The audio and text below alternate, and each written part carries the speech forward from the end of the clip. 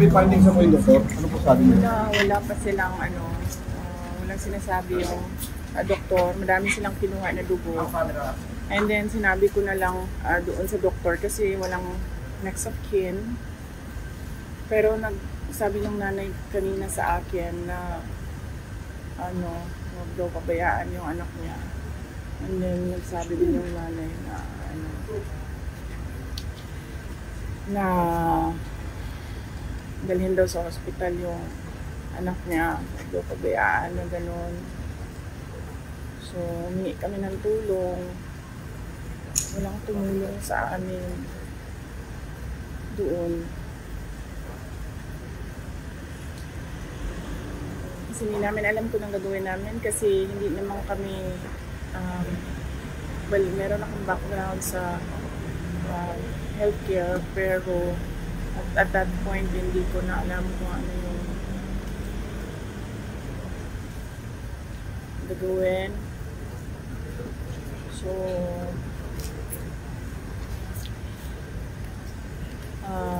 sabi namin, suka siya ng suka tapos nag-collapse. Tapos,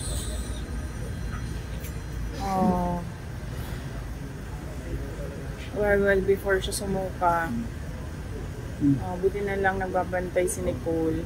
Kinuha niya yung ballpen, tapos ginanya niya yung kamay niya. Sabi niya, ayoko na ito. Ayoko na talaga. Tapos buti na lang, nandun si Nicole. Kinuha yung ballpen. Sumuka siya na sumuka. Sorry. Sumuka siya na sumuka. Maalala ko lang yung suka and then hindi man ako nakatingin. Kasi nasa cellphone ako.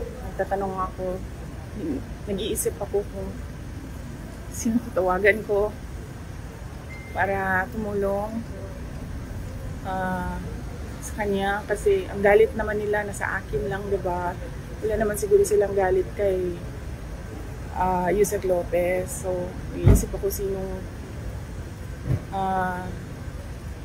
tutulungan at makakatulong. Tapos,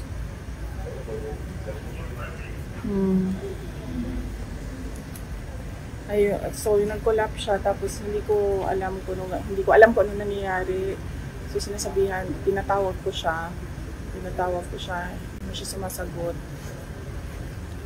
Tapos, may doctor na dumating. And then, kinausap ng mama ni Yusek Lopez, yung doktor, nag-usap sila. Nagbigay ng instructions yung nanay kasi siya yung next of kin. Pero nagsabi yung nanay kanina na since wala siya physically sa Manila, can I just take care of her daughter. Tapos,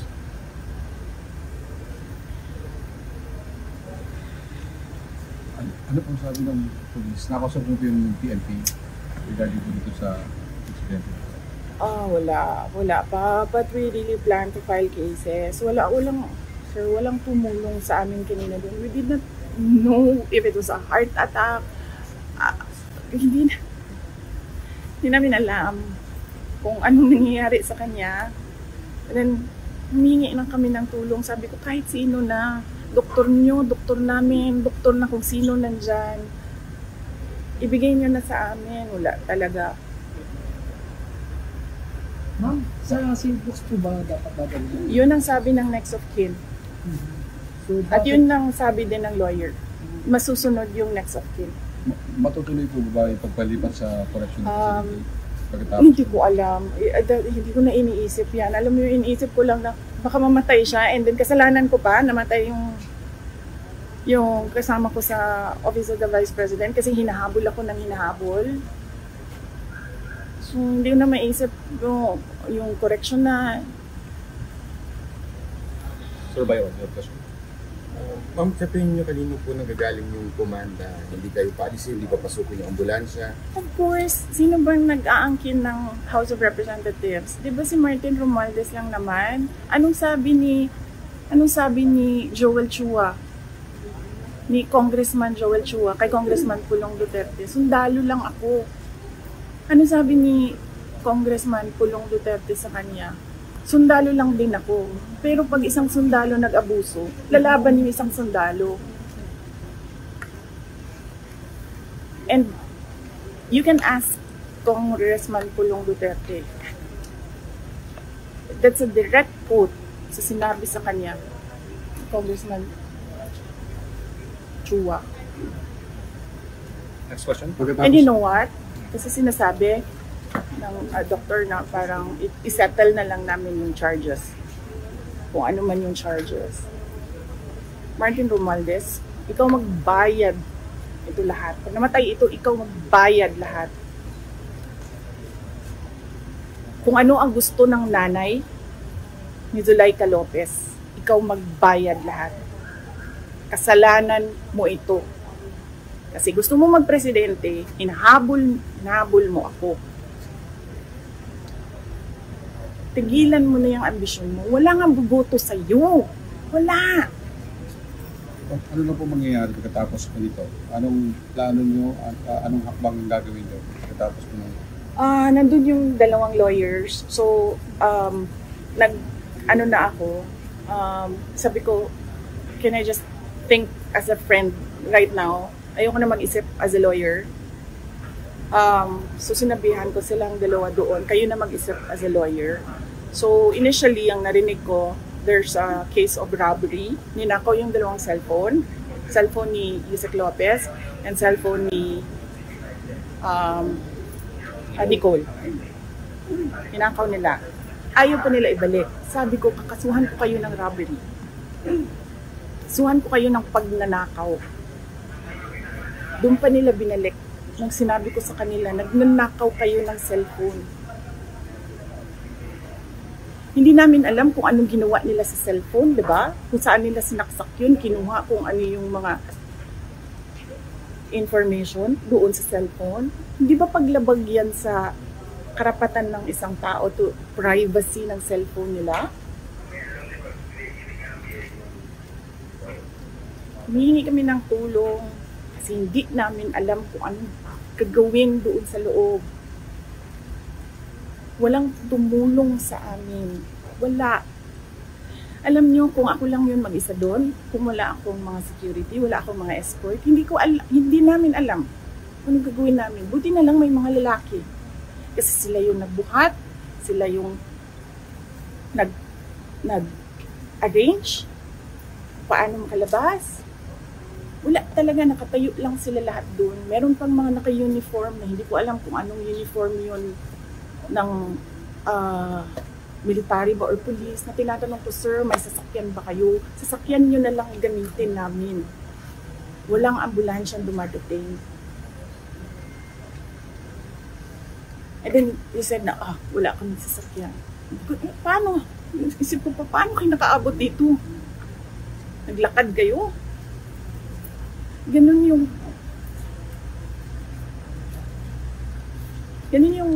walang pakialam sa buhay ng tao. Hindi na nahiya sa nanay. Hindi naman akusado yan. Hindi naman convict yan. Resource person yan na nagrespeto sa kanila. Kahit alam niyang mali yung ginagawa sa kanya. Nagrespeto siya. Kasi pakiusap ko, para na lang matapos, sige na lang, para na lang matapos, sige na lang. Niligay nila doon. Kasi, nandun ako sa House of Representatives. Bakit? Sila ba may-ari ng opisina ni Congressman Pulong Duterte? Di ba siya? Dahil sa kanya inassign yung kwarto na yun. Kanina, nagko-cooperate pa ako, nagiging mabait pa ako, sinasabi ko austerity measures yung pagpatay nila ng kuryente. Hindi lahat ng tao doon nagsasabi sa house, hindi pinapatay ang kuryente. Pinapatay ang aircon. Pero ang kuryente hindi. Sa tingin nyo, ano pong magiging hakbang ngayon ng gobyerno matapos po itong nangyari? Tapos sasabihin nila, kasi nandyan ka, so kailangan namin i-on ang aircon, kailangan namin i-on ang electricity. Ano pa sinabi ko? Hindi i-off ninyo. Sinabihan ko. Anong pangalan ng general na yun? Sinabihan ko. Sabi ko, sir, hindi ko naman kailangan kuryente. Hindi ko kailangan ng aircon. Sa opisina ko, hindi ako nag-aircon. Ayaw ko ng aircon. And it turns out, nalaman ko, sira pala din talaga yung aircon sa opisina ni Kongkulon. So wala talagang aircon doon. Last two questions. Ma'am, magiging action ng gobyerno. Sa tingin niyo, ano magiging hakbang ng gobyerno? Ay wala. Wala na ako inasahan sa gobyerno na nakita ko, sir. Nakita ko kanina. Humingi kami ng tulong. Walang tumutulong. Wala kayong maasahan sa gobyerno na ito. Wala kayong maasahan sa gobyerno na ito. Saan kayo nakahanap mag-promise ng 20 pesos rice? Na, alam niyang hindi pwede. Huwag kayo umasa na magbabago ang buhay niyo. Kaganda ang Pilipinas dahil sa gobyerno na ito. Ma'am, kanina matagal po na hindi kayo pinalabas, di ba? Ano ang nagkumbinsi sa kanila na payagan na po kayong nadala dito? Nagsabi na ako kasi wala nga ambulance. Nag-request kami ng ambulance.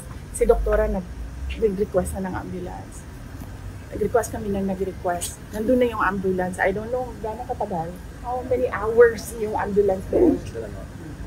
3 hours. Ang ambulance nasa gate. Wala pa naman nangyayari kanina eh. Walang nangyayari. Ang ginagawa lang niya, umiiyak siya, yes. Pero sinasabi lang namin na she feels she's not safe. She fears for her life. Hindi siya makaisip ng maayos. Tapos yun na nga, may nangyari na. Hindi ba sila nakikinig sa tao?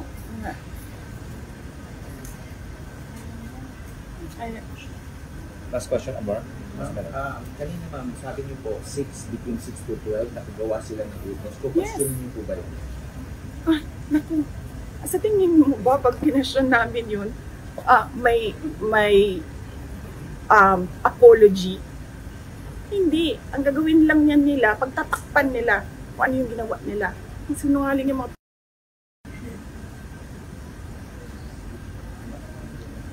pamilya na sinungaling yan. Lahat ng nasa Quadcom, yung lahat na nasa good governance, pamilya ng sinungaling yung mga. Ano sinasabi nila lagi pag naka-off na yung mic? Hindi namin gusto yung ginagawa namin. Bakit niyo ginagawa? Diba? Sorry, uy, pasensya na. Sabi ka, Inday, it's nothing personal. Nothing personal, sinira niyo yung pangalan ko. Okay lang yan. Papatayin niyo yung kasama ko sa UVP. Hindi na kami mag-cooperate dyan. Hindi kami magpapakulong sa inyo. Humingi kami ng tulong kanina. Walang tumulong sa amin. Sabi na yung abogado kanina, bordering on homicide. Attempted homicide. Nagsasabi ako sa mga taong nakatayo doon. Sabi ko, ano ba inaantay natin? Antayin ba natin ito na mamatay bago tayo pumunta sa hospital? Kasi pag namatay, sabi ko, hindi ito sa hospital pupunta. Punerarya, purlon. Kinahanglan nato dinhi. Anong tanong? Message na lang po, ma'am. Kung meron kayong message sa taong bayan. Or hopeless. Hopeless. Sabi ko, we are on the road to hell. This country will go nowhere. I'm telling you. Walang papupuntahan itong bayan na ito. Wala silang ginagawa. Galing ako sa loob. naging cabinet member ako. Wala silang ginagawa. Totoo lang. And personal knowledge ko yan. Kasi I was there. I sat there. I listened. Rinig ko. Lahat. Wala nang papupuntahan ito. Sabi ko nga sa inyong lahat, BBM, Lisa, Martin Romualdez, o kung sino pa man yan dyan, gusto humabol sa akin. Go ahead.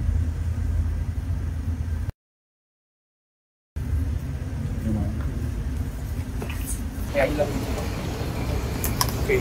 Ma'am, you have an opening statement. Oh, yeah. So,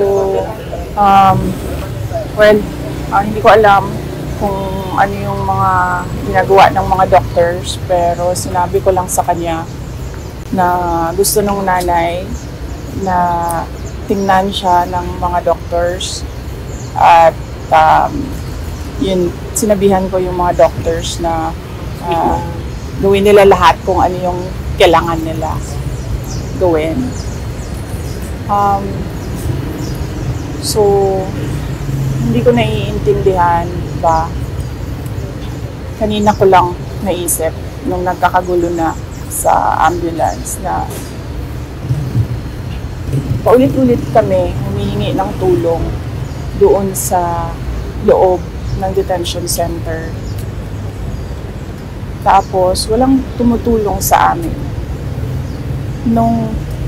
Nung tinanong ko yung doktor, pwede bang private vehicle na lang ang pagkargahan? Sabi niya, kung wala naman talagang ambulance, sabi niya, okay na yan. Ako na ang mag-assist sa patient. Tapos, nung nandiyan na yung private vehicle, biglang may dumating na ambulance ng police. So, ibig sabihin, nandun lang sila sa vicinity, sa loob ng HOR. Wala silang ginawa. Sinabi na namin, doktor ninyo, doktor namin, kahit sinong doktor. Ambulance ninyo, ambulance namin, kahit anong ambulance yan. Tapos bigla, nung ilalagay na sa private vehicle, biglang may operasyon, darating na ambulance ng police. Sinabi nung next of kin, sinabi ng doktor, dalhin nyo sa St. Luke's QC, kasi dito siya lagi na-admit sa lahat ng kanyang problema. Dito lagi siya na-admit. So, nandito yung medical records. Bigla na lang, nagulat kami lahat, nandun lang kami sa veterans. Bakit? Di ba parehong hospital lang naman yun? Veterans or St. Luke's? Hospital.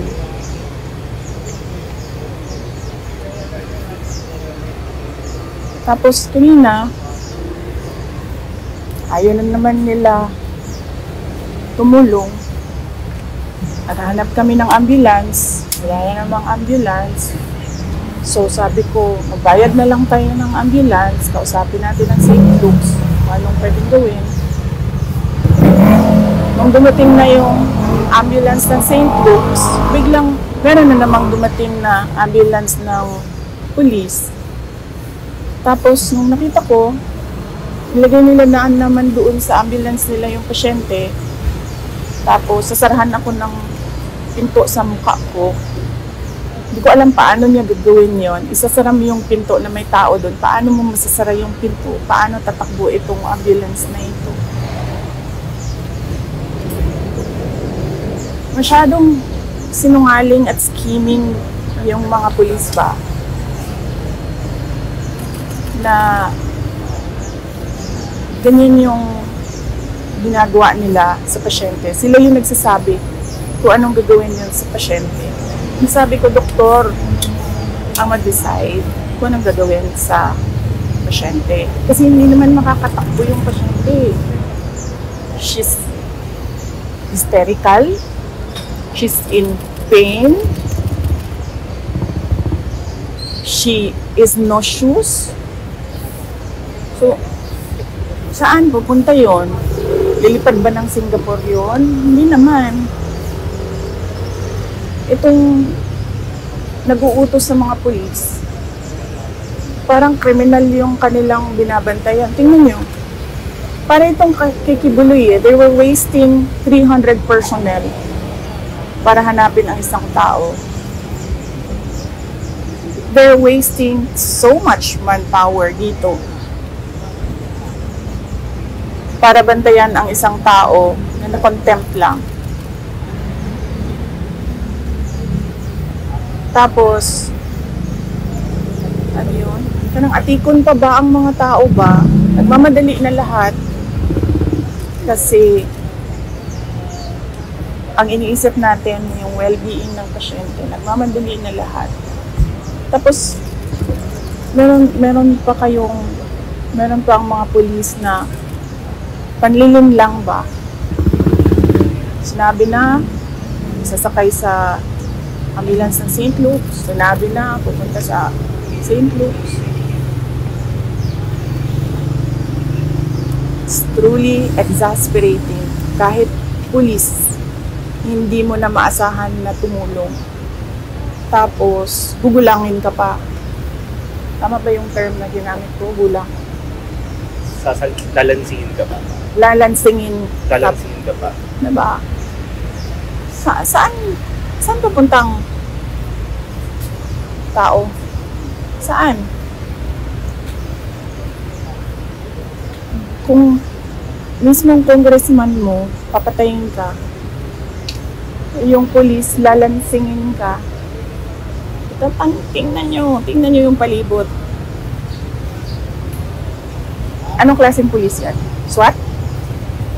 Tingnan nyo yung dami ng SWAT dyan. Ano yun? Gangster? Drug lord? Chief of Staff lang yun ng Office of the Vice President. Na, for the record, hindi nag-abscond, hindi fugitive. Nag-attend ng hearing, nagpa-detain to cooperate. So, wala naman tayong, it's not our call kung gaano kadaming police dyan. Diba? Pero, yung lalansingin ka ng police, hituhin ka ng police. Ano yung sabi ng doktor kanina? They are so dishonest. Yun yung term na ginamit ng doktor kanina. Yung mga police, they are so dishonest. She was so frustrated because she had her patient in mind.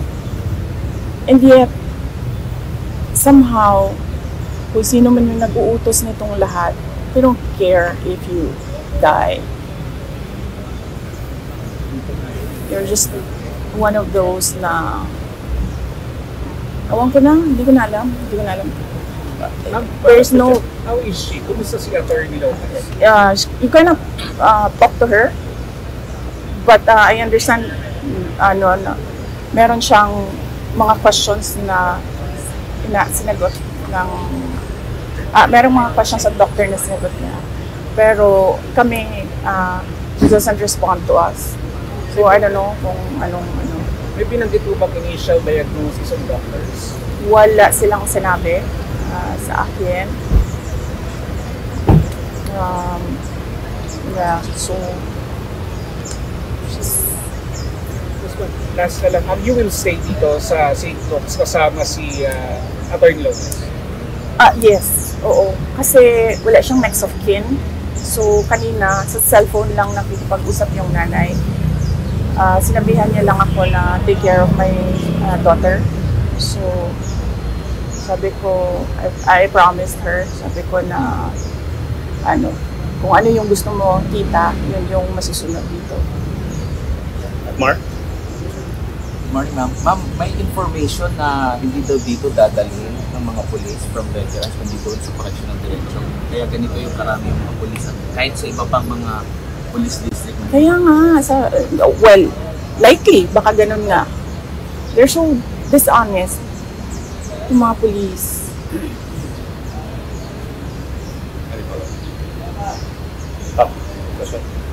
So if ever, ma'am, Alam mo yun, ngayon ko lang narinig yan, na kaya pala sinasakay nila doon sa ambulance. Kasi ilalagay nila doon sa correctional facility. It's doubly dishonest. Kasi hindi naman ang pulis ang masusunod sa isang pasyente eh. Ang doktor eh, tsaka ang next of kin. Ihihirapan nga kami doon sa loob eh, kasi wala sa amin next of kin. guys, if ever na ililipat pa rin si Atty. Lopez, pipigilan ba natin? Hindi ba tayo papayag pa? No, I do not know. Sabi ko nga kanina, nung dumating na yung mga lawyers, sabi ko, I don't wanna think as a lawyer anymore. I just wanna think as a friend. So, I do not know what the lawyers will decide to do. But right now, it must be the mother of the patient who will be followed. This patient is just a detainee for contempt. This patient is not a drug lord, a suspect, a criminal. Diba? Sorry, although nasabi niyo, VP, na you didn't want to act as a lawyer right now, pero ano ho ang masasabi niyo sa katahimikan ng IBP or Integrated Bar of the Philippines sa mga injustices na nangyayari ngayon? Well, I suppose they like what is happening right now. So, no, hindi natin alam kung anong iniisip ng IBP ngayon. But yes, sinabihan na rin kami, ma'am. Sinabihan na rin kami na you will not get relief from the courts. Ano po ang magiging implication ng nangyari ngayon sa magiging hearing supposedly by Monday po? Naku, hindi ko alam. I'm sure itutuloy nila yung hearing na yan. And I'm sure nakaswero yan na iaano nila doon. Papatestify nila doon. Ganun ho sila kawalang puso. Nasa likod niyo po kami, VP Sara. What are you going to attend the hearing? That is something na sinuggest na ng lawyer ko sa akin. Sabi niya, sagutin mo na lahat. Kasi may sagot naman lahat. But then, sabi ko sa kanya, I already gave my reasons by prinsipyo. Bakit ako sasagot sa mga taong hindi inosente. Mga sinungaling. Mga korap. Ulitin ko yung utang bayaran niya utang niya. Siya mag-inarating.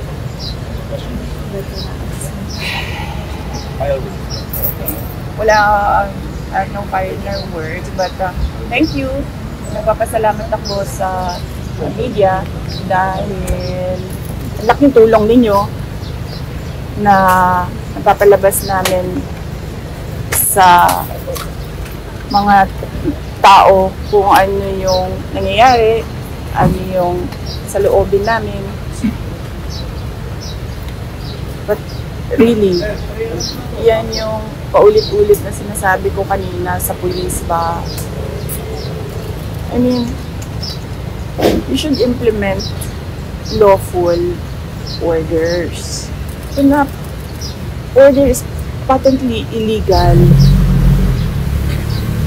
Gagawin mo pa ba ang lahat to implement an illegal order? Saan ka nakahanap ng committee order na nangyari between 6:15 p.m. to 12 midnight on a Friday na walang pasok ang House of Representatives? Na hindi naman man lang nila sinabi doon na we conducted a meeting with the permission of the Speaker. And look, pagdating ko doon, hindi mo man lang alam kung sino yung kausapin mo kasi wala yung Sergeant at Arms. I mean, hindi ba yun? I am the Sergeant at Arms. Here is an order. I am assisted by the police. Wala. Walang Sergeant at Arms. Kanina, you were begging sino ang pwedeng kausapin for an ambulance. And then ngayon ko lang naisip nung himasmasan ako dyan sa loob. Yung ambulance ng police, nandun lang the whole time. Lumabas lang siya nung lumabas na yung private vehicle.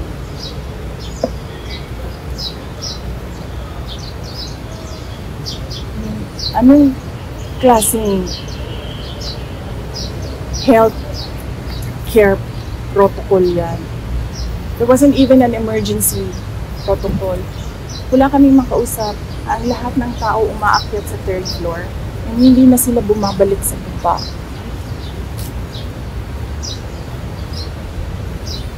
Diba?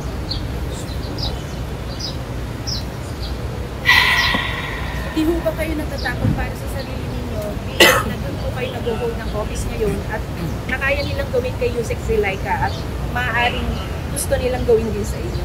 Oo, yes ma'am. Alam ko na, ako naman kasi talaga yung target, diba ma'am? Ako talaga yung target. Except that, dahil nga wala silang ebidensya, ang ginagawa nila, iniipit yung mga tao, thinking na meron dyan isa magsasalita. Ang problema, kasi wala talaga silang ginawa. Bakit nila kine-question yung management style ko na on a need-to-know basis yung mga tao? Kung ang chief of staff, pakiramdam ko, hindi niya kailangan malaman ang isang bagay, bakit ko isasabihin sa chief of staff? Kung ang ASEC, hindi niya kailangan malaman ang isang bagay, bakit ko naman sasabihin doon? Bakit nila kina-question yung management style ko? Ang sasabihin nila, nagsisinungaling yung tao. Hindi naman nila kilala. Hindi nga nila alam, hindi ako nag-i-aircon eh. Kaya, walang problema. May aircon man o wala. Naniniwala po ba kayong hostage taking ang ginawa nila kay Yusek Lopez? Ma'am, naniniwala ako na it was attempted homicide because she feared for her life. Pag nakakita siya ng uniform ng police, ma'am, natataranta siya. Kasi imagine mo ba naman, 9 biglang papasok sa kwarto mo. Wala naman tayong problema eh. Ano bang problema natin? Nandoon nakadetain yung tao. Mag-a-attend ng hearing. Nagbibisita kami. Sinusunod namin yung oras ng pagbisita. I don't understand. Why do you have to antagonize a detainee who is fully cooperating sa lahat ng kailangan niyang gawin para matapos lang ang kin-inang hearing na yan na money-making scheme ng mga congressman.